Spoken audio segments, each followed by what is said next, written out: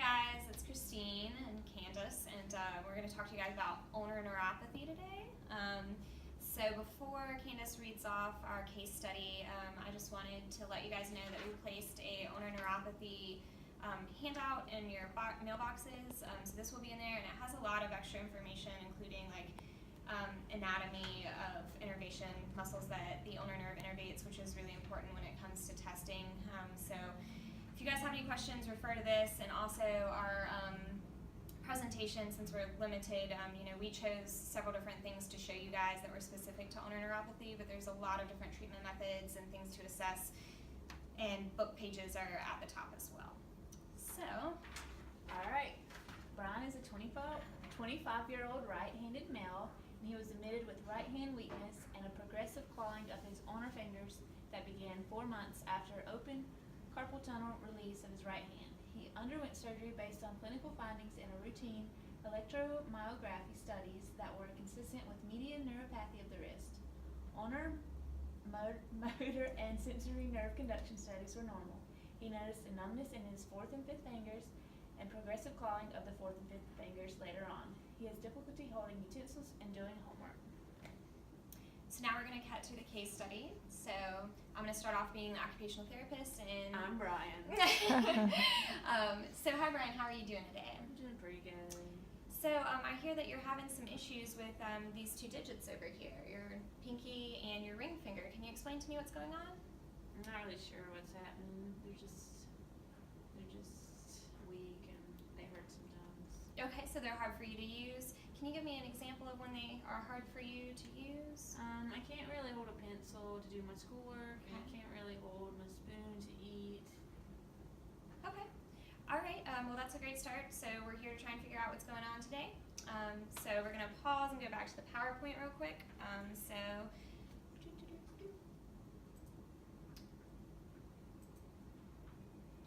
So our first question is, and we're now on slide 2. First question is, why is the patient now experiencing different symptoms? And what we already know is that the patient has had a history of median nerve issues and had a carpal tunnel release done. And now following that surgery, he's experiencing symptoms which we believe to be in the ulnar area. And that includes the clawing of the 4th and 5th digit. So over here we have a picture, and this might be hard for you guys to see, but it's on the PowerPoint copy that we'll send to you.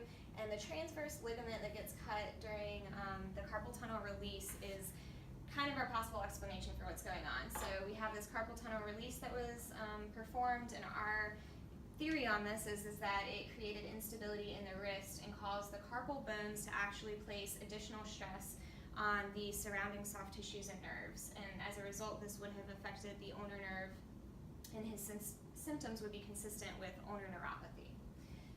So next step is what assessment should be performed to rule this out or to confirm our suspicion. And the first thing that I'm going to do is I will go through, in addition to pain assessment with him, I will go through range of motion and sensory testing, and we have a couple precautions to pay attention to there. So just be sure that you're aware there might be limitations in his range of motion, both from the issues that he's experienced with the ulnar neuropathy, but also keeping in mind the median nerve and the carpal tunnel release surgery that he had not too long ago. And then sensory testing, you guys should know this, so we're not going to go over it in specifics, but you're going to want to test his entire volar and dorsal areas, and we're going to definitely want to test the entire forearm and all the way down into the wrist and the hands. And we're going to say, for the sake of fast forwarding and not wasting time on this, that he definitely is having inconsistent ability to recognize sharp, dull differentiation on both basically distal from his wrist, so mainly on his hand, and it's both in the areas of his ring finger and his pinky, so at the end here, in these areas. So, but again, I'm focusing mainly on this that he had the issues with. And when you do the sensory testing, again, another precaution, just make sure that you're careful. You instruct the patient to please close your eyes. So Brian, would you mind closing your eyes for me? I'm going to use this paper clip here. You guys can use, of course, a safety pin as well. And I want you to tell me when you feel it whether or not it's sharp or dull, okay?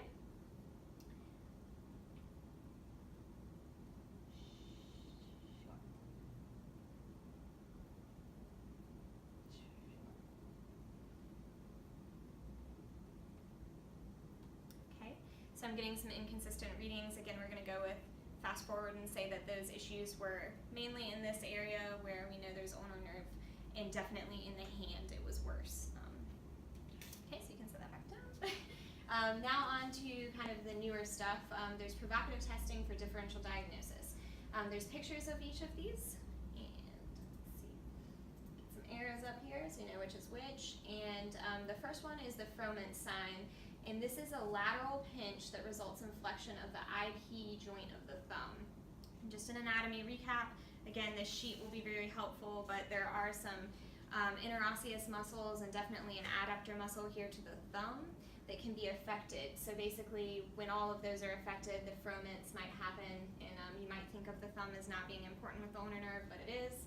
And it can look like a lateral pinch like this in it coming up, or some people do the OK sign with it, and it'll be this joint popping out here, the IP joint on the thumb.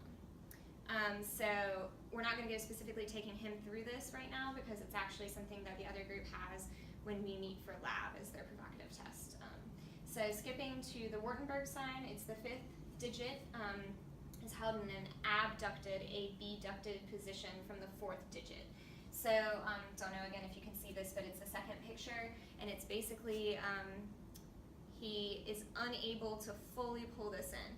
Now in this case, we also have some ulnar claw going on. So he has these two that are already more of a clawing effect. So it might be harder to tell on somebody that has a clawing effect, but we are noticing here that he is having, that this digit is hanging out on the end a little bit more, so to speak. So normally for testing for this though, I would instruct him to put his hands flat on the table. But again, he may not be able to do that because he has ulnar claw deviation or deformity going on here. So if that's not the case, you may just want to observe the patient and see if this can come in on its own. So I might instruct him, Brian, can you bring this in digit in any further to this digit? Can you bring it in at all? I'm trying. Trying, it's hard.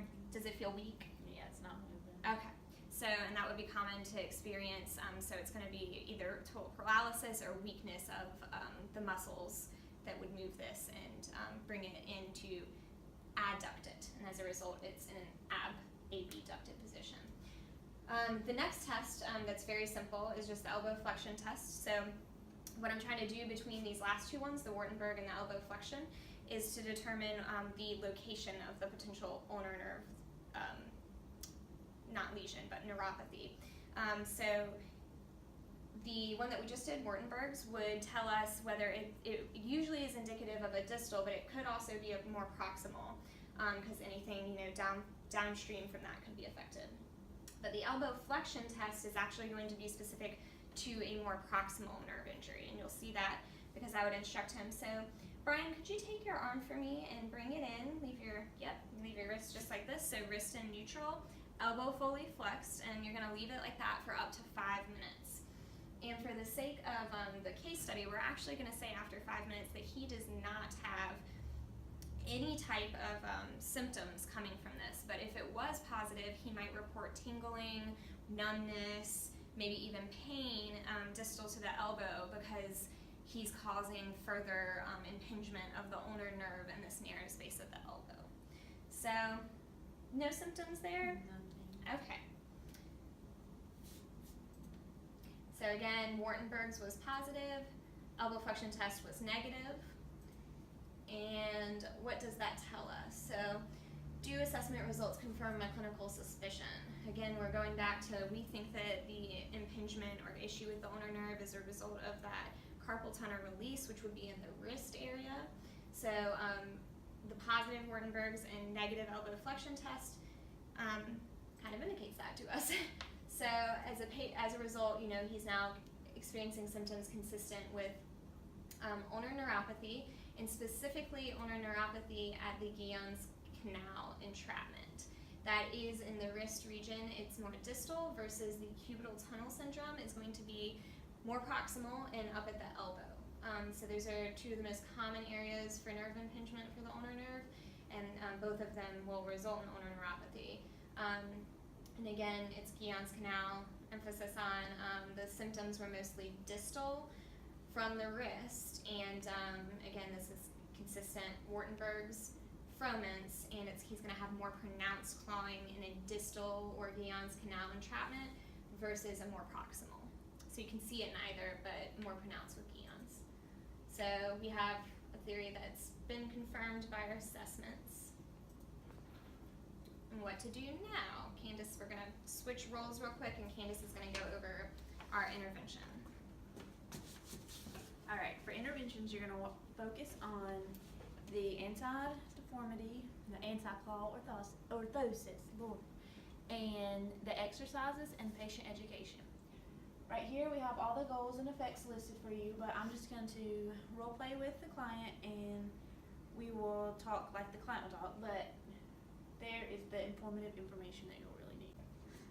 All right, hello Brian. Today we have your splint for you. With your ring finger and your pinky finger, you're experiencing some weakness, and this caused you to have what we call a claw hand. So we have this splint for you that is to prevent your hair from clawing more, okay? So we're gonna put it on like this, okay? And that fits you so well. So I'm gonna want you to wear this during the day as much as possible as you can, okay? And you can take it off at night, you don't have to wear it. This is gonna help you strengthen these muscles so your fingers don't go into stay like that, okay? So while you have this on, I want you to do some exercises. You can use a washcloth, a cloth, or a tennis ball, anything you have at home that you can grasp. Okay, so when you have your splint on, I'm going to want you to put this in your hand.